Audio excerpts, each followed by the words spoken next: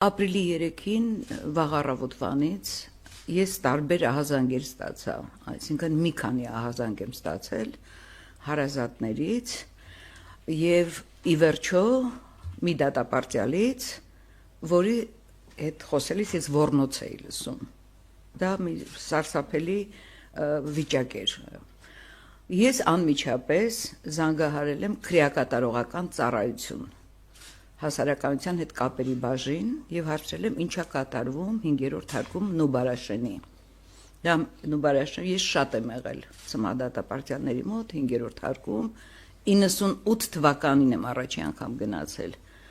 Եվ հիմա ես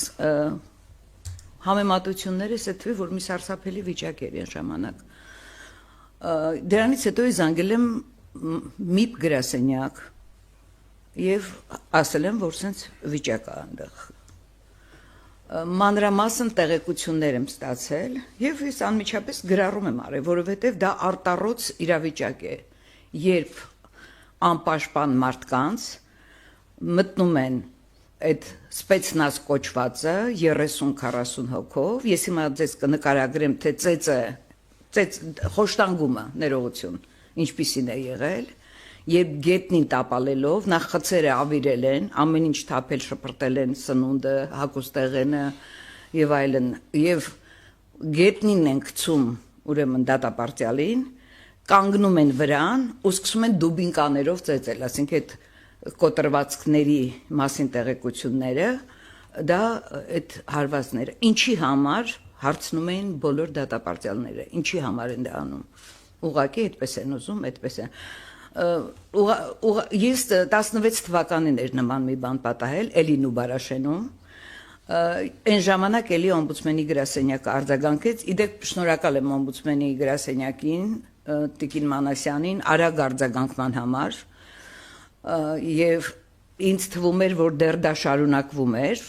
եւ իրենք շատ արագ են արձագանքել եւ գնացել Նուբարաշեն։ Նուբարաշենը դա բռնությունների որջ է, այդ 16 թվականին էլի օմբուդսմենի գրասենյակը գնաց եւ հայտնաբերեց այնտեղ ինչ էր կատարվել, այն ժամանակ իրոք ներքնակներ այրվել էին, որովհետեւ դատապարտյալները փորձել են պաշտպանվել, այրելով դռների վրա պահելով, որպեսզի իրենց այդ ջարդը չիրականացնեն, այսպես ասած։ Եվս ուրիշ մի քանի տարի առաջ Նուբարաշենի բանտում ուրեմն դանակահարել էին կալանավորին ռեժիմի պետի տեղեկությամբ եւ այլն այն ժամանակ վարչության պետին հետո հեռացանեցին աշխատանքից այլ ուրիշ դեպքեր էլ կարող եմ ասել եւ Նուբարաշենը դա մի կատաստրոֆիկ կներեք այս բառով ասեմ բանտ է, որը շարունակ պիտի քանդեն, բայց չեն քանդում, այսինքն հանեն, այսինքն պայմանները իրավիճակը այդ բանտում, այդ մարդիկ ոնց են այնտեղ եւ ես այս դեպքում ես տարիներ շարունակ ծմադատապարտյալների խնդիրներով եմ զբաղվում, դա գիտեն բոլոր նախարարները, ես միշտ հանդիպում էի նախարարների հետ, օրինակ Գրիգոր Մինասյանի ժամանակ փոխնախարար Բալյանի հետ այսպիսի դեպքեր իհարկե չի արձանագրվել բայց երբ խնդիրներ էր լինում իմ այցելությունից հետո ես գնում էի աշխատում ենք այդ խնդիրները լուծել եւ ոչ թե հրապարակել հասկանում եք իսկ խոշտանգումը բռնությունը դա արտառոց իրավիճակ է այն էլ ծմադատապարտյալներին որոնք իրենք տարբերվում են իրենց օրինակելի վարքով Կին Ալեքսանդրյան, խնդրեմ ներկայացնեք մասնավորապես արդյոք տեղեկություններ հայտնել են ձեզ, որն է եղել պատճառը։ Դե ես ասում եմ, որ իրենք հարցնում էին, ինչ է եղել, ինչ է պատահել։ Ես հիմա կասեմ մի բան։ Ուրեմն զբոսանքի ժամանակ երգել են դատապարտյալները տարբեր երգեր։ Ինչ որ մեկը երգել է Դոլյա Վարավսկայա։ Ու դրանից հետո, երբ որ հենց դրանից հետո է եղել այս ամեն ինչը Այդ սպեցնազը, որը իրենց խփում էր, ասում էր դուք պետք է երգեք Գասպադա օֆիցերի։ Պատկերացնում եք։ Դա ես ամենայն պատասխանատվությամբ եմ ասում, որ ես մի քանի հոգու հետ եմ խոսել եւ երբ որ բոլորը նույն բանն են պատմում, դու չես կարող կասկած ունենալ այլևս դրա մասին։ Դա ուղղակի, հա, եւ ասեմ ամենակարևորը, հիմա ասեմ, որ սա շարունակվում է 1 ամսից ավել։ Եվ մեկը ասեց, որ գոնե սա վերջինը լինի։ Պատկերացնում եք, զինծառայողների ծնողներն են, երբ որ իրենց ворցիները զոհվում են, նրանք են այդ բառերը ասում։ Շատ ազդեցիկ էր եւ շատ ծանր տարա այս մի քանի օրը այս տեղեկությունները։ Եվ սրան հավելեմ նաեւ, որ Spetsnaz կոչվածը, որը ես համարում եմ բանդիտական խումբ, իր արտոնյալ վիճակով առևանգել է դատապարտյալներից մեկին։ Ես կարող եմ հրապարակել անուն ազգանունը Դավիթ Մինասյան։ Երկրորդ օրը դեռ նա չկար տեղում, այսինքն դա ո՞նց կարող է առևանգել, ո՞նց կարելի է, չեմ հասկանում ինչա կատարվում, գիտեք։ Իսկ հիմա նա որտեղ է։ Ես չգիտեմ։ Ես սա հայտարար ասում եմ, որպեսզի մարդիկ հավաքեն այդ տեղեկությունները, ճշտեն այդ ամեն ինչը եւ այսինչ արտոնյալ վիճակ է։ Ես գիտեք ինչ, ես աշխատել եմ Միջին Ասիայում, Human Rights Watch-ի գրասենյակում եւ այնտեղ դա բռնատիրական երկիր է Ուզբեկստանը եւ նրանց բանտերը դասվում են անմարտկային բանտերի շարքում, այսպեսի կարգավիճակ ունեն ամբողջ աշխարհում։ Նուբարաշենը, ես մյուսների մասին չեմ կարող ասել։ Ես շատ եմ եղել եւ Արմավիրում եւ Սևան քրեակատարողական հիմնարկում, տարբեր, բայց այն ինչ որ կատարվում է Նուբարաշենում, տարիներ շարունակ, փաստորեն սա այսպես մի ապահով տեղ է, եւ ինձ շատ էր ապշեցրել նախարարի պնդումները, որ իրավաչափ ուժ է կիրառվել, հասկանում եք, այսպես կանգնած դու ինչ գիտես, քննություն չեք նշանակել, դու գոնե համոզվելու համար դու կարող ես հետաքրքրվել, ուղարկել քո նախարարությունից մարդիկ, որ պարոնակ մարդիկ են, չէ՞ այնտեղ,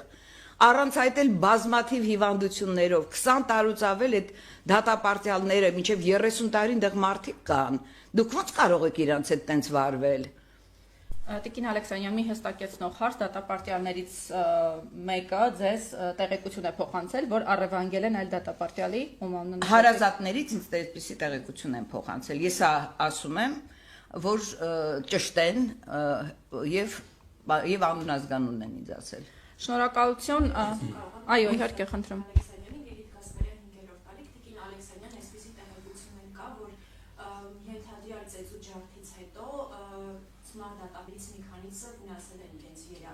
Ես չունեմ այդպիսի տեղեկություն, ոչ։ Ես հացադուլ 1 հոգի հացադուլ է սկսել, այո։ Չեմ կարող ասել, ես ինձ այնքան շատ էին այս քանի օր այդ տեղեկությունները, չեմ հասցրել այտենց հատուկ զբաղվեմ։ Նաև ասեմ, որ դատապարտյալները իրենք դիմումներ են գրում, հույս ունեմ եւ մի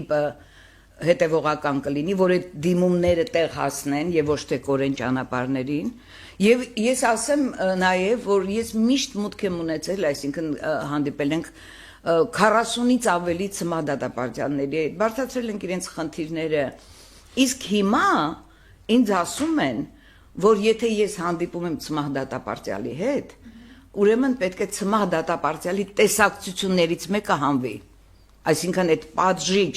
մեխանիզմները հենց քրեակատարողական ծառայության ներսում են ենթադրում, չգիտեմ, պարոն Հովհաննիսյան, Մարգարյան, ես այդպես է, որովհետև ոնց կարող է դա ծմահ դատապարտյալը ունի 4 տեսակցություն ենթադրենք տարեկան, կամ ինչի պետք է դա հանվի, իսկ ինչա, եւ լրագրողների, իրավապաշտպանների մուտքը, ես միշտ եկել եմ թույլտվությամբ, ես բոլոր հիմնարկներում, պետերի հետ, մենք ունեցել ենք շատ լավ հարաբերություններ, ոչ մի խնդիրներ չեն եղել, միշտ ընդառաջել են բացի մեկ անգամից, եւ որևէ բան չեմ տեսել, եւ նրանք բոլորը ծմահ դատապարտյալների մասին խոսել են առանձնահատուկ վերաբերմունքով։ Եվ չեն, սա ինչ պիտի անեին, եւ քրեակատարողական ծառայության հայտարարության մասին էլ ասեմ, երբ որ ես զանգահարեցի, որ տենց բան ոչ մի բան չկա, միանգամից դուք կարողանում եք ձեզ պաշտպանել փակ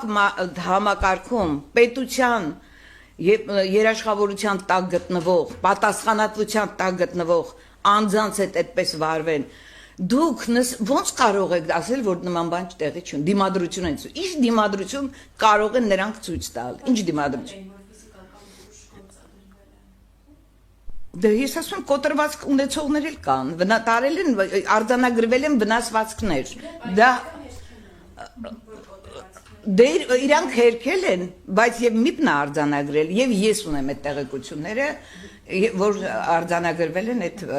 վնասվածքները։ Եթե հարց ունեք, Տիկին Ալեքսանյան, դուք ասեցիք նախարարի հայտարարության մեջ ասում է, որ ոչ իրավաչափ ուղղ կիրառվել, որտեղից իրեն այդ պնդումը, այսինքն ինքը օդից է նման հայտարարություն։ Ես չգիտեմ, այդ իրան է պետք հարցնել, որ տեսնեք։ Ես